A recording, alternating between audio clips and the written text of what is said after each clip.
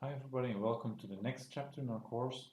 This is a chapter on proof techniques. This is going to be a slightly different chapter from what we're used to. It's going to be less calculation based but more reasoning based.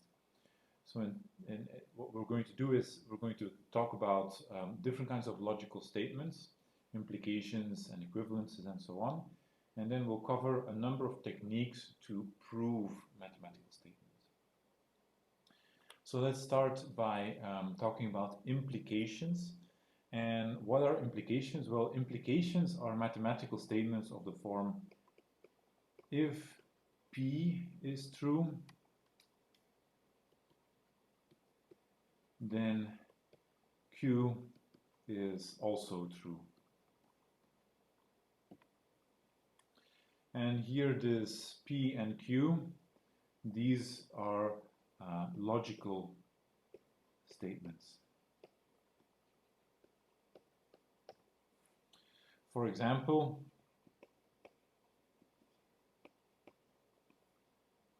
we're going to prove that if x is equal to 7, then x squared is equal to 49. So this is an example of an implication. So this statement right here is an implication. And we have here that x is 7, that's our p, and x squared is equal to, that's our q. So these p and q, they're not variables or numbers or unknowns, they're logical statements. And of course here the proof is very simple. A direct proof, we can say, well, if we start from what we're given, x is equal to 7, then we know that x squared is 7 times 7, that's 49, so we conclude that x squared is 49, what we had to prove. So there's not a lot of work here because it's a very simple statement, but later on the statements will become more complex. A little bit about notation. So we also write this as saying that P implies Q, and notation wise we write P big arrow leads to Q. So you may have already seen this symbol in some of the slides before when we worked through a computation. So when we transform different mathematical quantities in one another, then the step of going from one mathematical statement to another, assuming that we haven't made any mistakes, is an implication. There's a small caveat to make, and this is easily said and easily overlooked, but P implies Q does not mean that Q implies P. This is a common reasoning error, not just in mathematics, but also in logics in general. And so, for instance, here we have our very simple statement. We have that x equals 7 implies x squared is equal to 49, but x squared 49 does not imply x is equal to 7, because x could also be minus 7.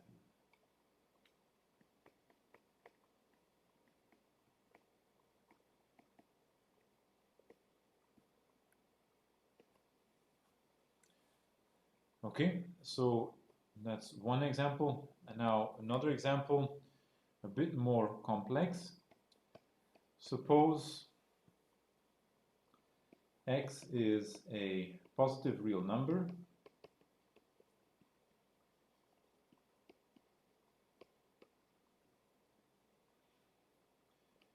then there exists a real number y such that y times y plus 1 is equal to x. And of course here this is a mathematical statement, but what we want to do is we want to prove this. And if you have a wordy statement like this, it's often a good idea to think about where the constituent pieces are. So we have the then here. That implies that there's an implication somewhere hidden. And we basically have that everything before the then is the p, the thing that we start from. And then after the then we have our q. That's the thing that we have to prove. Maybe here to add that to our notation. So p is usually what you start from. And then q is what you want to get. Okay. So let's finish off by writing this particular example in mathematical language. So the then is going to become an implication. And let's talk about the p statement first. So what we're given is an arbitrary positive real number. So we can write that in mathematical parlance by saying for all x in the set of real numbers R such that x is bigger than 0. So this symbol right here, this means for all. So the statement reads for all x in the real numbers such that x is positive, greater than 0. The implication says that there exists, and this we write by this reverted e, there exists a y in R such that y times y plus 1 is equal to x. So once again, this reverted e means there exists.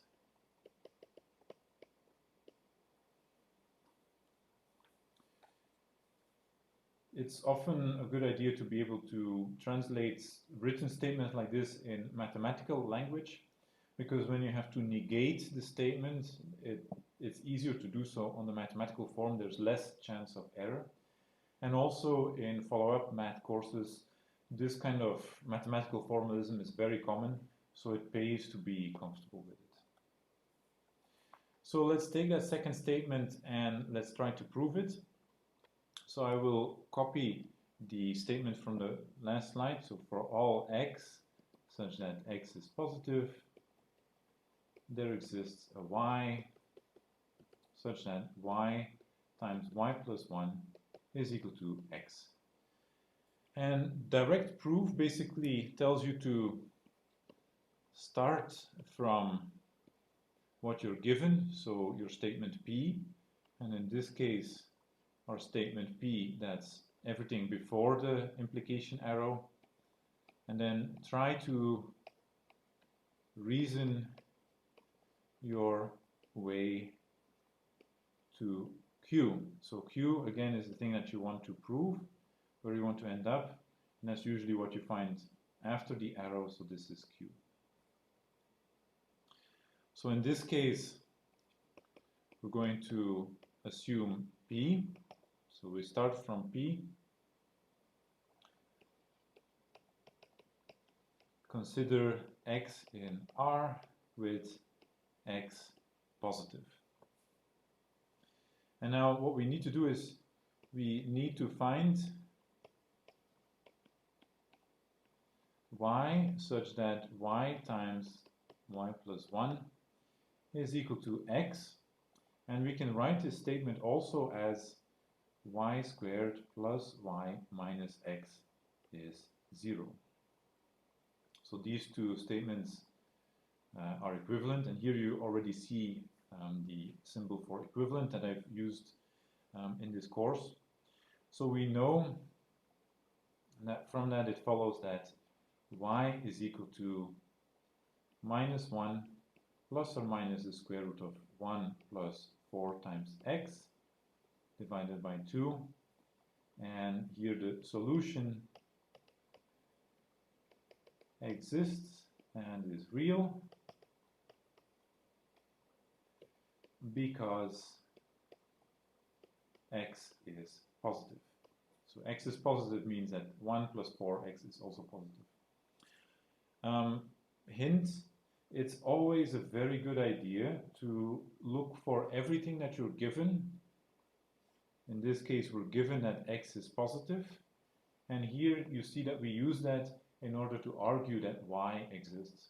Oftentimes, when you're given something in a problem statement and you don't end up using it in the proof, it may mean that you're overlooking something. So it's not always true. It could also be just superfluous information. But as a sanity check, think about where do I use my assumptions? And if I don't use the assumptions, what would happen if the opposite was true? So if I didn't use x bigger than 0 somewhere in my proof, then I should ask myself, well, what would happen to the proof if x is less than 0? And if you do that and you find a mistake somewhere in your proof, then that means that you use that assumption implicitly and you have to tease it out. So back to our proof at hand. So now we have that y is equal to plus or minus the square root of the determinant divided by 2. So we have two possibilities for y. But actually what we had to prove is that there exists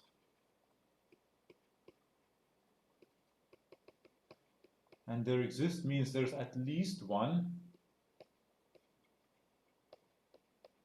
So here we found two, but one is sufficient. And this concludes our proof because what we've done is we've started from what we're given, a positive x, and we've constructed a y. So here we can take, for instance, the plus solution. We've constructed a y such that y times y plus 1 is equal to x. This is an example of a direct proof, because what you do is you start from the given and step by step you work towards what you have to prove.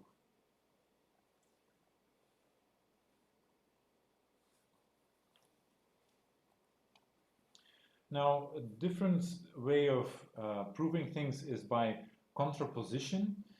This is often a useful technique if what you want to prove is a little bit tricky to get your hands on, but the logical negation is easier to work with. And here the idea is basically that if we start from a statement if P then Q, so in other words, if we start from an implication P implies Q, that is logically equivalent to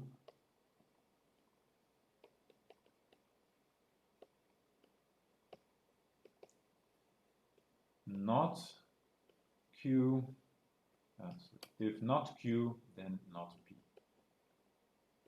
If not Q, then not P.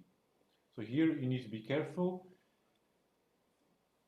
You have to not just negate the statements, but also switch their order. So here we have not Q as a thing that we start from, and we want to prove not P. And that is equivalent to starting from P and proving that Q holds. So for instance,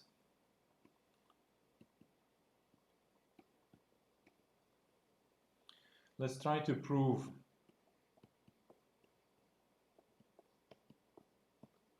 that if n squared is even for n a natural number,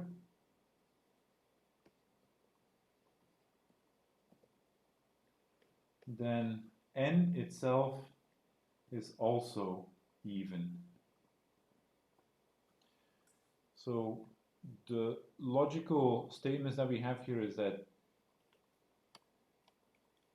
n squared even, that's our P, and then the thing that comes after the then, the implication, that's the q.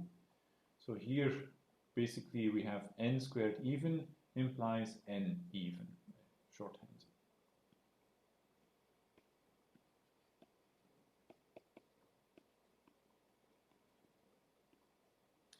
So now let's use contraposition to prove that. So first, let's look at the negation of the statements. So not p means not n squared even, or n squared not even. And that in turn means that n squared is odd. And likewise, not q means not n even, or in other words, n not even, so n odd. I feel like I'm talking a bit like a computer by saying not n squared even, n squared not even, but I'm just doing it step by step so that you can see what the steps are. And so now contraposition tells us that n squared even implies n even is equivalent to not q implying not p, so n odd implies n squared odd. So this is logically the same statement as claiming that n squared even implies n even. This statement, however, is a little easier to prove, and that's why we use contraposition. So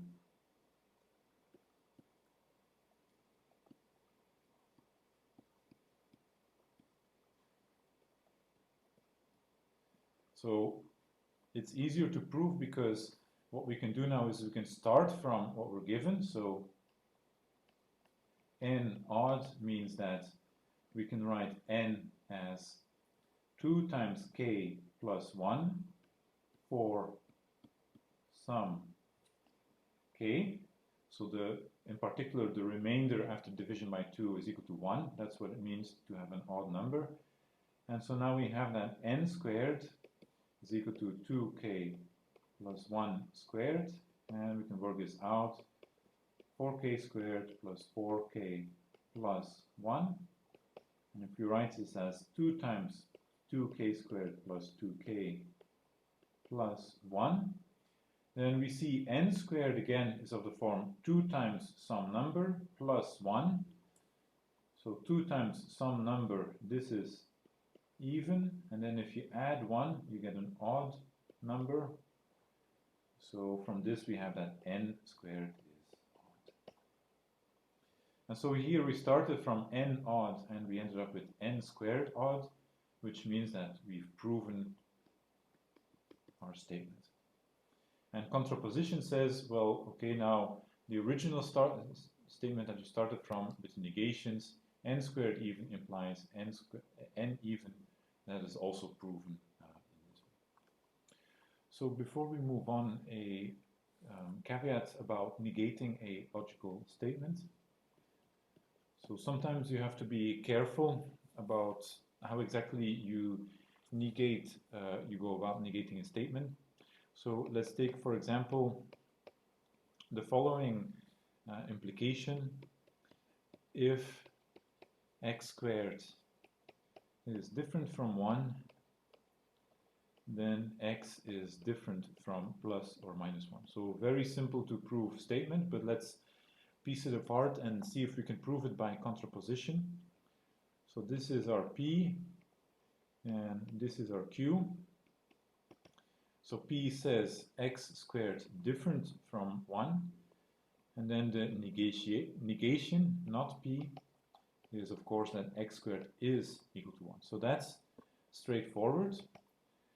For q, you have to be a bit more careful. So if you write x different from plus or minus 1, what that amounts to is basically saying that x is different from minus 1 and x is different from plus 1. And so you have basically the logical conjunction of two statements. X is 1, x is different from -1, and x is different from +1. And then negating that, so not Q means negating the individual statements, so x equal to 1, but the and here now becomes an or. So the negation of the statement is x equal to -1 or x equal to +1. And so then the whole statement that we have to prove becomes, if we use contraposition, we have if not Q, then not P, and for this problem particularly, so this becomes if x minus 1 or x equal to +1, then not P, x squared is equal to 1. And now, of course, the proof is very straightforward. So we have two cases. If x is equal to -1, then if we square both sides, we get x squared is 1. And secondly, if x is +1, then x squared is also +1. So the proof is very simple, but you just have to be careful when you take the negation here and becomes or. And in particular, there are a couple of laws named De Morgan's laws, and they tell you how to take the negation of something with and or.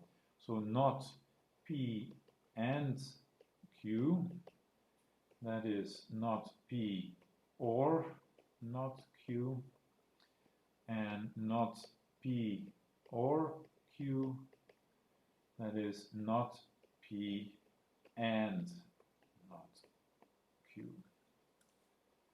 So and turns into or, and or turns into